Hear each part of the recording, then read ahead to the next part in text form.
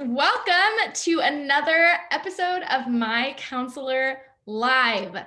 So happy to be here today with you guys, joined by one of our amazing counselors in our MCO family, Robbin Jackson, and just getting to talk with her, kind of her sharing her wisdom with me, with you guys. It's going to be great, and I'm super happy that you guys are tuning in. So I'd love to just start by introducing you guys to Robbin Jackson, who is going to be joining us for the next hour. Robbin, would you maybe just share a little bit about yourself with the people watching? Yes, thank you so much. I am so excited to be here with MCO, MyCounselor.Online. I have been on board for several months now, and originally I came from my church where I was counseling for about 8 years. And so I have been already kind of immersed in the counseling experience, even prior to coming to MyCounselor.Online, dealing with individuals and couples with relationships and some trauma. And so I am so excited to be able to offer myself as a vessel through MyCounselor.Online. So thanks for having me. Yeah, no, I'm so glad that you're here and joining us today. So super excited to dive in. You know, the people watching who kind of tune in every week we kind of talk through one of the articles that our counselors have written. And there is a great article that you've written, Robbin. Thank you. That we get to talk about today. And that article is Let's Build Together, the Benefits of Creating a Healthy Foundation in Relationships. And I had to look on at my phone to make sure I got that title right. Yes, that was correct. Yes. But it is a great one. And it's such Thank a good topic that we get to chat through. So I want to start by asking you a little bit about it, kind of the basics. Who did you write this article to, and what inspired you to write it? Excellent question. This article was geared towards couples or anyone, for that matter, desiring to have a positive relationship. Right. I was inspired to write this because of my personal passion to connect with others, as I have gained a better understanding of what healthy relationships can look and feel like from my own experiences. So I am so excited to share my resources and support to others as they're working to get to where they want to be in their relationships. Yeah, no, I love that, because same exact thing. Like, I feel like I have experienced really unhealthy relationships and really poor foundations in relationships, as well as the other side of really healthy relationships that are thriving. But you know, it's so important to talk about. And I feel like when you have experienced some unhealthy relationships, maybe it comes with some unhealthy habits that form. Absolutely. So I think it's important to talk about and important to pinpoint those unhealthy habits so that we can have better relationships. So absolutely. Yeah, for sure. And I'm super excited to talk about this. So kind of diving right in, why do we have that internal need, as you mentioned in your article, to be listened to, heard, and understood? Yeah, so as communal beings, we are wired to desire to connect and have interactions with one another. So like from infancy, we are craving that attachment and security, and we have an innate need to feel affirmed. And so as we get older and we begin exploring who we are, it's part of our developmental process to be able to communicate what those needs are so that we can embrace feeling needed and important. And again, it's in that affirmation that helps to shape who we become. And so those connections help to strengthen us in what we desire to be positive experiences throughout our entire lives as these flourishing human beings. So we always want to find what is right. We want to find what's working. And we want to find those experiences that are going to connect us to those positive emotions that we can carry internally. So that connection of validating our feelings in what we share is so important in feeling needed and present with those around us. So very important. Yeah. For sure. And I love the way that you worded that, you know, to be heard, to be listened to be understood, because I do feel like as human beings, there's this innate desire for that. I mean, you think back to, you know, the Bible and back to, you know, the Lord and Adam and Eve walking in the garden with him and him knowing them and desiring to know them. This is just something that's like inbred into us, something that makes us in God's image, this desire to be known and to know others. And so I love the way that you worded that, because it just brought me right back to that, right back to, Adam and Eve in the garden, getting to know God. Yes, that's Um, such a great reference point. Yes, for from the sure. Yeah. beginning. Well, I Yes. mean, girl, it was your writing. It was your writing and the way that you worded that. Yes. I just thought it was so Yes. beautiful. Yes. And really lets me into like the heart of God, which is Yes. to know us. So Mm-hmm. can you expand, and we talked about this a little bit, but on Mm-hmm. holding on to those compounded hurts and pains from previous relationships? So, when we have Yeah. those unhealthy habits, can you kind of expand on that and how that can hurt us in future Mm, relationships? absolutely. So holding on to compounded hurts is kind of like carrying heavy baggage. Mm. The heavier the bag, whatever's in there, the heavier the weight it's going to be. So the heavier the hurt, the heavier the emotional baggage. And so if we're talking about holding on to these heavy weights, if we have not dealt with them and kind of explored what's in that baggage, then what we're doing is we're just kind of carrying over all of those weights into the new relationships.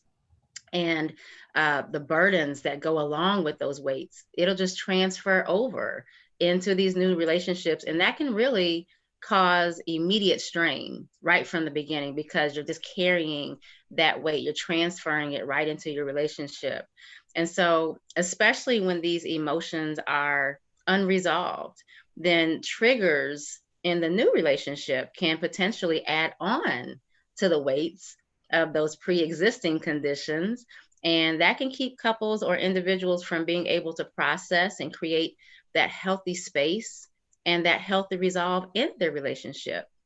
So it will, essentially cause that individual or that couple to tap into the unhealthy responses that are attached to those unhealthy experiences. And that will keep them from being able to thrive in a healthy manner in their relationships. Yeah, practical side of that. I mean, I think of my own relationship with my husband and when we first Mm, started dating and the unhealthy habits and hurts that I took into our relationship, mm, how practically, if someone is in that same situation where they're in a new relationship and bringing in those hurts from past relationships, how yeah. practically can we kind of, I guess, fix that or heal that together? Yeah. Well, it's going to be really important to be able to give yourself that space to say, okay, what is it that I am holding on to? And kind of being honest with that. Sometimes what we don't like to feel is the pain. We don't like to feel the hurt.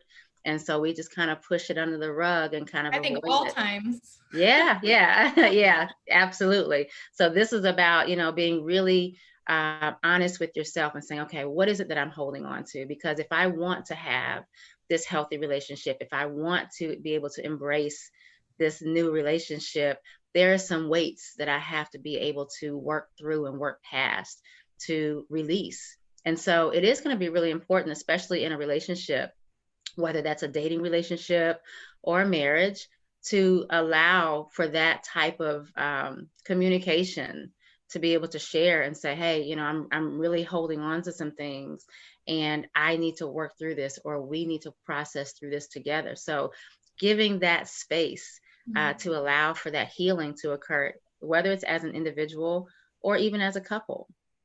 Right. Yeah. I think that mindset shift is so important in knowing Yeah, that I'm not stuck.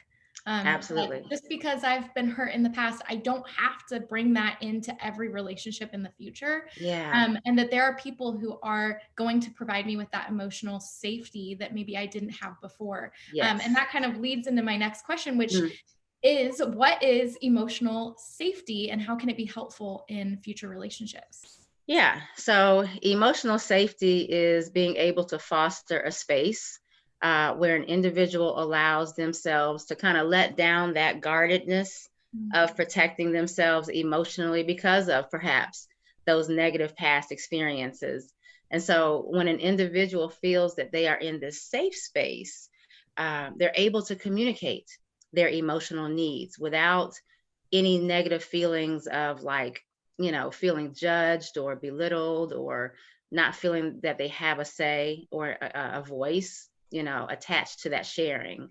And so having that emotional safe space allows for that individual to really open up emotionally and to release those feelings of being restrained, so that gives them that opportunity to share what they really feel and not keep those emotions and experiences bottled in. Yeah. Yeah. Can someone who was maybe emotionally unsafe for a time, I guess, change and be more emotionally safe Mm, like later on? I think of marriages that have, fallen apart somewhat and yeah. maybe for years and years felt like emotionally unsafe, and Mm, now they're working through it. Can that change? Can you become emotionally safe together?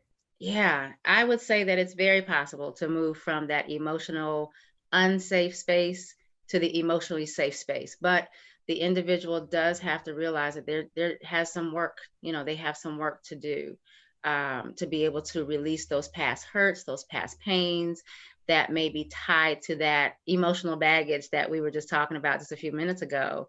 Mm, But the difference on the other side, when we're talking about safety, is that that individual um, is open to being able to learn new skills that they can foster within that safe space by creating things like healthy boundaries. mm, So it's a matter of identifying what has kept them from feeling safe and allowing safety even in that process, so that the new outcomes can be created and reinforced for that person so that they can feel emotionally safe, not only for themselves, but as they are embracing new relationships into that space. Yeah, Yeah. you mentioned a few examples of healthy boundaries in Mm, your article. yeah. Can you just kind of cover those, practical ways, practical boundaries that we can have? Yeah, yeah. Just a few of them. There are so many of them that an individual can really create in that space for themselves. But yeah, I did mention a couple in my article. One of them was healthy communication, Mm, just knowing how to talk to one another, and this might entail just paying attention to or knowing what is allowed when talking about the tone or learning how to connect in content, basically what you say, how you say it, the timing of communication, what that might look like. It may not be healthy to have a serious conversation late at night. You may have to create some good boundaries there of what that might look like so that you have healthier outcomes. And mm, then embracing how to be present with that person that you're sharing with. So that's one of the boundaries that I mentioned was, healthy communication. Another one is trust. And that's, when you have these great boundaries in place that will increase the chances of that individual to be more vulnerable and transparent, to know that their feelings are safe. So also feeling and knowing, okay, this is the type of interaction that I need in order to create that safe space for me to know that that person is trustworthy of my feelings, and this is what it does not look like. And so knowing what those boundaries need to be for yourself. But then another one that I mentioned was support, you know, having those feelings of just being understood, allowing empathy into the relationship so that you can just, feel that someone is in your corner, mm, and knowing that as you are going through something, or if you need to share something, that you are in a space to where you feel comfortable sharing with that person, and you know that they've got your back. You know that they are there genuinely for you. So those are just a couple of boundaries that I mentioned that are very, very important. Like I said, there can be many, just depending on that person's individual needs. But it is important to be able to, properly define that, what that is for mm. you.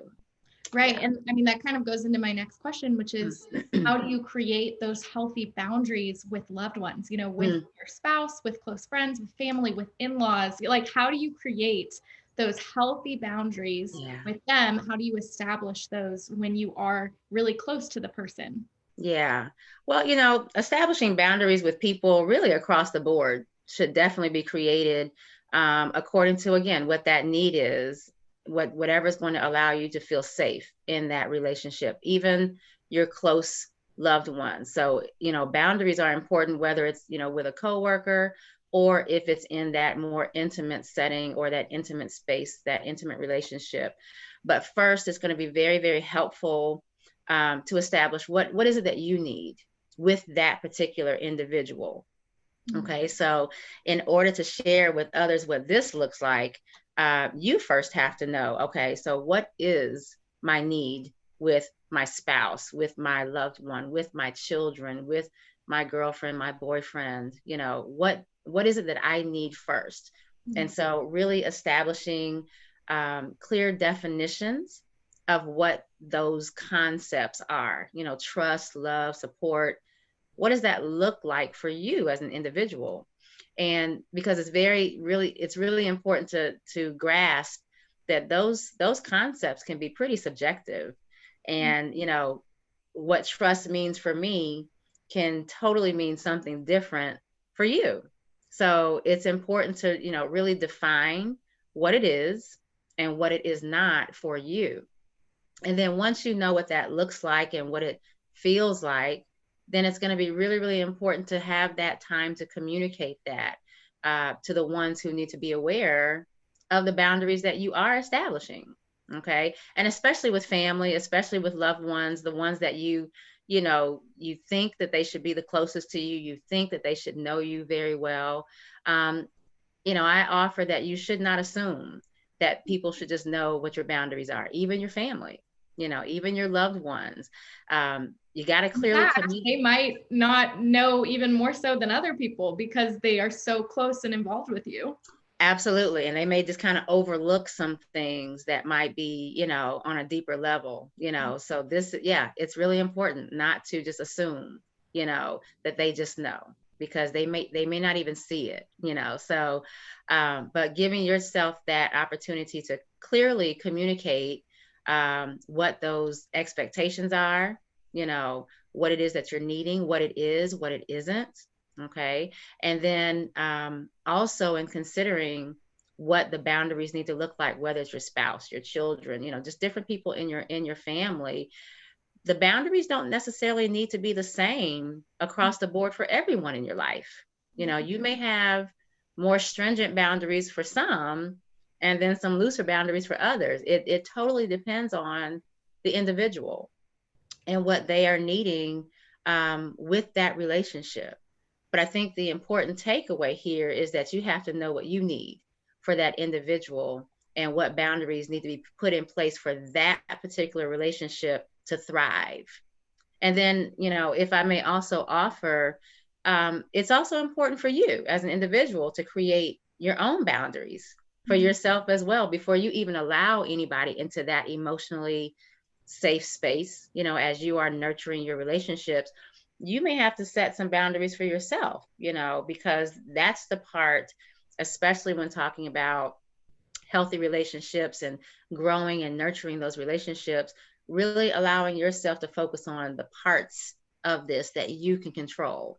And of course, we can control ourselves. And so that also entails, maybe, yes, implementing some boundaries for ourselves so that we can maintain our own emotional safe space.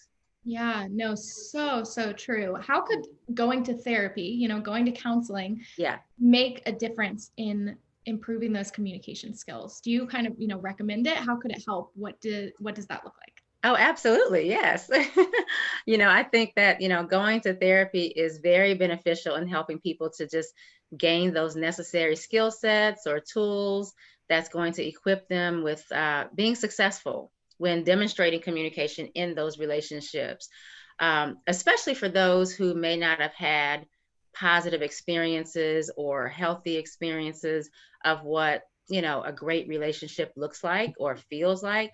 Yeah, therapy can really help that individual to kind of unpack those things that are not necessary as we explore what's included or what's been stored in that emotional baggage.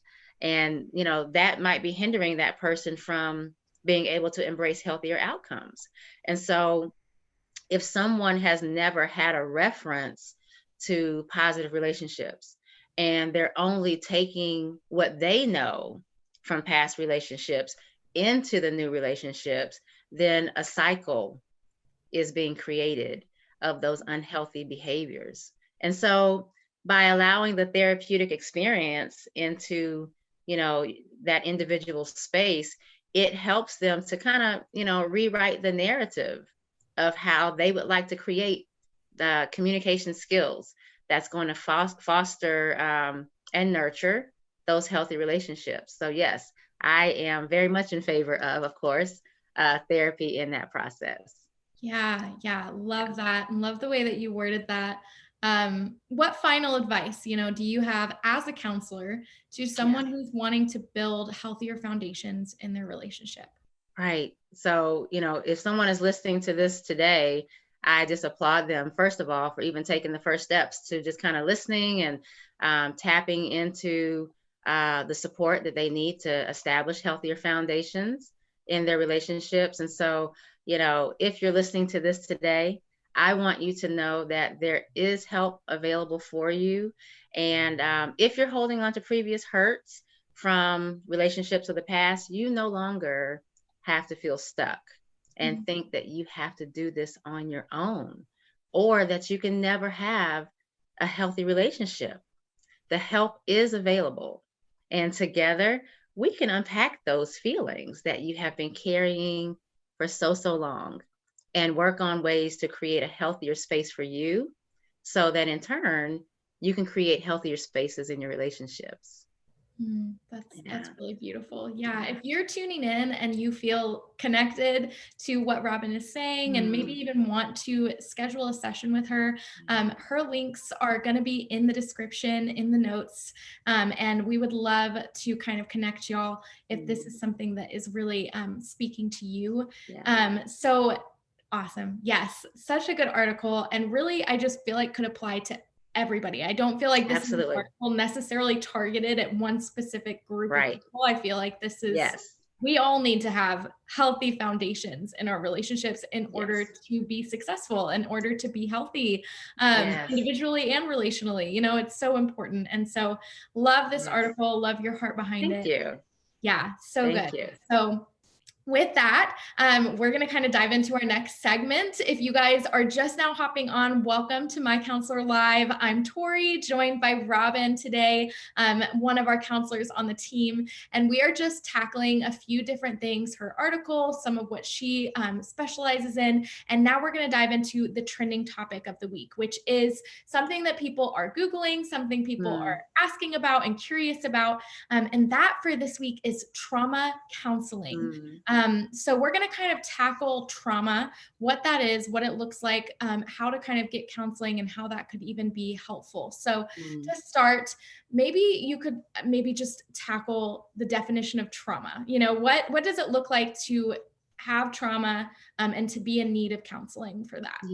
Yeah, that's a great question. So trauma is really when a person has suffered some type of traumatic event, whether that is during their childhood or any type of experiences really in their adult years, that really affects or alters their daily lifestyle, to where it is something that is just really disconnecting, if you will, their emotions to where they currently are versus where they would like to be. And so that trauma is so heavy and so strong in their lives and so present that it keeps them from getting to where they will, want to be, as we talked about before, in relationships, or just maybe daily functioning, or any area in their life to where it's just carrying an extra heavy load that keeps them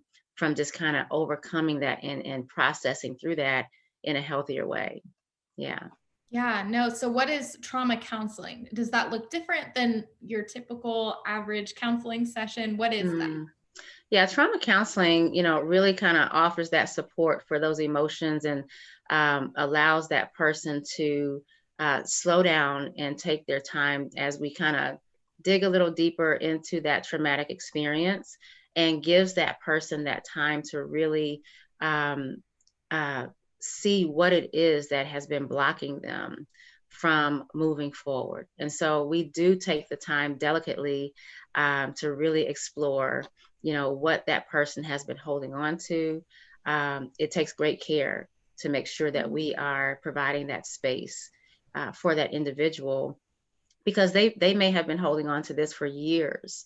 And so this gives them, the trauma counseling kind of gives them that platform to know that in this supported environment, with this, experience in counseling, that we're taking the time and the care to really help unpack with you, but then to really, help that person to understand how those experiences have been triggering them throughout their entire lives, and helping them to process through that. Yeah. Yeah. So good. So good. Mm. So, maybe, and I mean, you kind of just did it, but maybe just give me like, what can people expect when going into a trauma counseling session? Yeah. So again, it really allows them the space. It allows them to be heard. It allows them to really start to explore maybe some of those experiences and feelings that maybe they've pushed behind them for so long, that they've not dealt with, that they've not had the opportunity to make present, so that they can, work past that and work through it. So, the counseling experience really gives them that safe space to where we can just take our time and, give them the care that's necessary to work through that, and to really touch on the topics that, like I said, they may not have wanted to discuss for a really long time.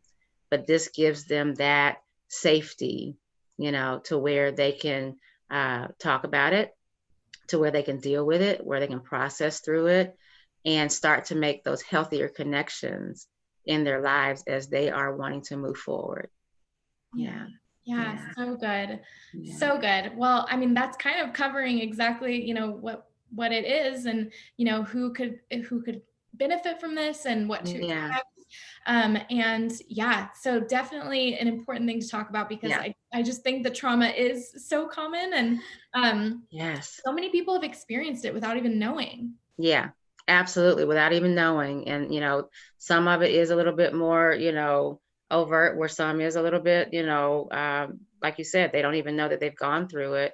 And then, like as they've repressed it, or just avoided it, this again allows them to really make the connections of that experience, and just really finding out what it has been, or how it has been affecting them throughout their lifetime, whether it's in relationships, daily functioning, in feelings about themselves, when it comes to their self-esteem, or fears that they may be holding on to and not even realizing what it's connected to. So yeah, it is really important to allow individuals who have experienced that trauma to just have this time in their therapeutic process, to know, okay, you are supported as we're going through this, so that we can help you to identify those areas in your life where you may feel stuck. And it may be because of something that you've been through, that you didn't want to deal with, that you didn't even know that was there. You didn't know how it was impacting you in different areas of your life. So that's really important, to just help them to be able to acknowledge that, embrace it, and we support as we process through that.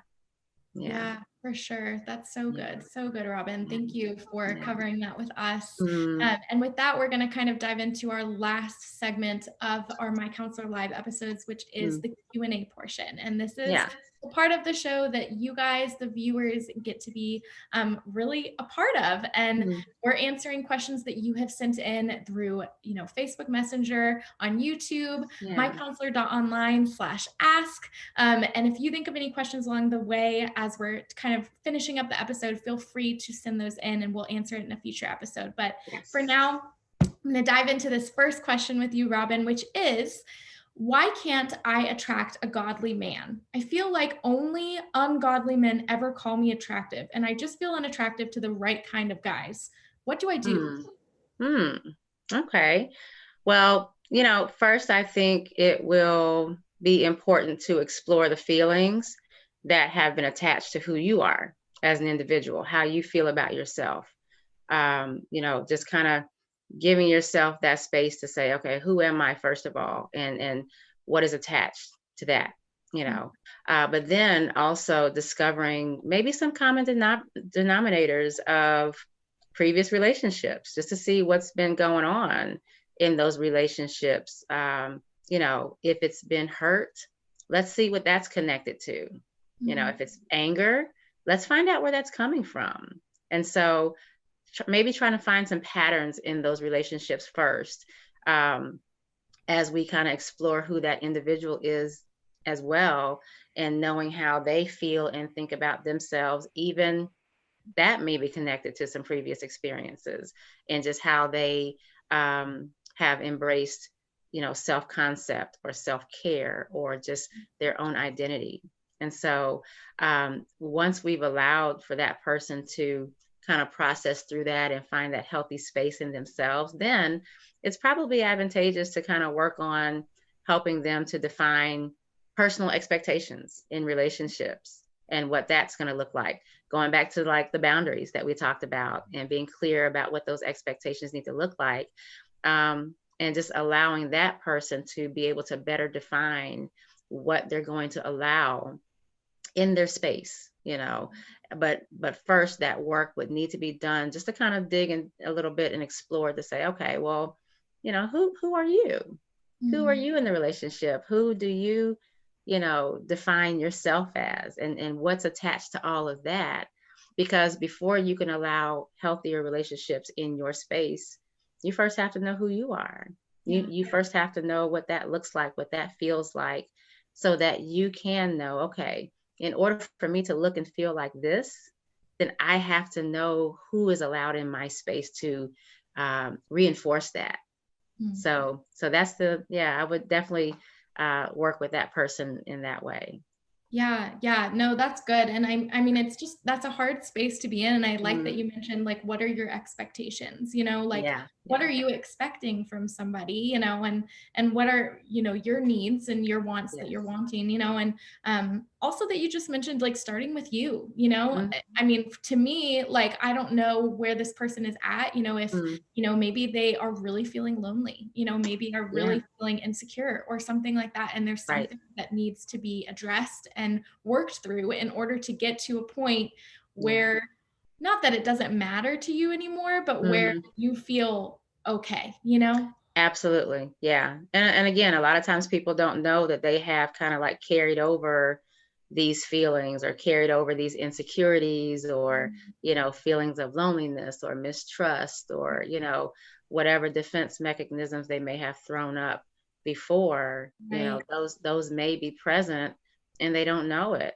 And so it is a matter of kind of starting with that transformation first with the individual before recognizing, okay, so now what is allowed to come in? What is allowed to be in? And I love the word space, but what's allowed to come into my space now? I think it's a great word to use. Yeah, for sure. It's awesome. It is. When you really start thinking about it, it really, gives you that power to say, yeah, this is what's allowed in my space, but you have to know what's there first. You have to know what's been there.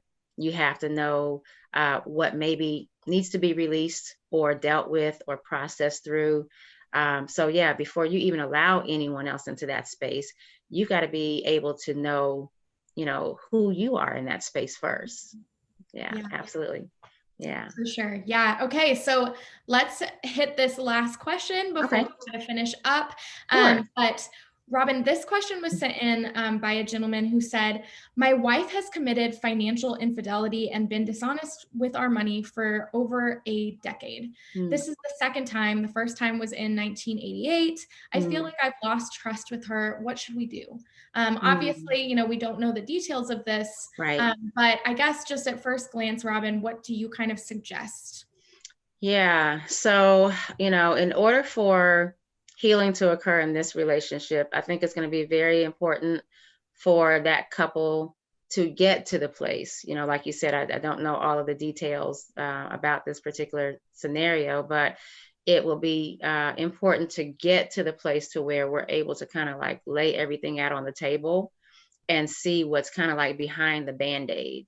You know, I'm hearing here that there's some type of reoccurring pattern or some underlying or deeper meaning to that type of infidelity, you know. And so kind of like taking off the band-aid, if you will, of the behaviors that are being seen in that relationship, and then kind of examining, you know, what feelings are connected to these these experiences that might be a bit deeper than the actual act of that financial infidelity, you know. And so allowing the couple to kind of process through like a full disclosure process, you know, which may sound intimidating at first, but you know, even in a therapeutic setting, allowing that support and just helping the couple to know that as they are putting this out on the table, that we're processing it together. So they definitely don't have to do it alone. And so, you know, taking away the fact that they have to fix it. No, in this space, we work together to kind of process through it and kind of dig deeper together. And then, you know, find out what we need to do to remove what's toxic in the relationship, so that then we can start to put in what's healing and helpful into the hearts of both that husband and that wife, so that their relationship can be healthier, so that it can flourish, so that it can thrive. And so, as I mentioned, is I would dig a little deeper, taking off that band-aid, if you will, because a lot of times, you know, we will put that band-aid on it and hope that it goes away. But then what happens? It comes back because we have not properly dealt with the hurt or the pain or some of the underlying issues that may be under that behavior. And so, yeah, we would kind of take that band-aid off and just kind of dig a little bit deeper and see what's going on in there, but really laying stuff out on the table, getting to that point, not necessarily right up front, but getting ourselves to that place to where we're able to just put it out there so that we know what we're dealing with, so that we can remove that toxicity in the relationship and then allow the healing to begin. Yeah, I think it's so important to address that broken trust does not have to stay broken. Absolutely. Once again, like going back to this idea of being stuck, you know, if I've had failed relationships in the past, then I'm always going to have them in the future. Like, no, you know, No. I think that's super important to realize, because I feel like we default to that way of thinking as people. Yeah. Absolutely. Yeah. So this is about changing that mindset. You're absolutely right. You know, and just not saying that because these behaviors are present, that it's automatically just a fail. Not necessarily. You know, it is about rebuilding trust. It is about rebuilding and strengthening the relationship by seeing what it is that we can put in the relationship. But before we can even put those things in the relationship, we've got to remove what's not working. We've got to remove the obstacles. We've got to remove those things that are just creating, infection, if you will, in the relationship. So yeah, getting that out so that we can put the healing agents in there. Yeah, so true. So good. Well, Robbin, that kind of wraps up the episode today on My Counselor Live, but I have just loved getting to talk with you today. And I think that you shared so many treasures, so much wisdom throughout this whole episode. And I would love it if you could just kind of end by maybe just leaving a word of encouragement for the people watching, the people listening. Yeah, thanks so much. This was such an amazing experience. Thank you so much. For those of you that are listening, just again, as I mentioned before, if you are struggling and going through anything in your relationship, or if there's trauma or just something that you feel that you just cannot get over by yourself, please know you don't have to. There is support here. We're here to support you. We're here to just help you through your process. And you don't have to do this on your own. So I hope that there's something that I've said that encourages you to know, okay, yeah, there is hope. There is light on the other side of my situation and my pain, and just really embracing that, yeah, I can get to the other side. There might be some work that needs to be done, but I don't have to do this by myself. And so that's what we're here for. That's what I'm here for. So I hope that kind of encourages you to seek out the help if you feel that you need it. Yeah, Yeah. absolutely. Awesome. Well, thank you, Robbin, just for giving Thank up your you. time to sit with us today and chat Yeah. through these things. And you guys, thank you so much for tuning in. And we'll be back next week with another episode of My Counselor Live. If you're going through the week, think of some questions that you want us to answer in a future episode. Feel free to go to MyCounselor.Online/ask and submit that form. But thank you guys for tuning in, and I will see y'all next week for another episode. All right. Take care. Bye, guys.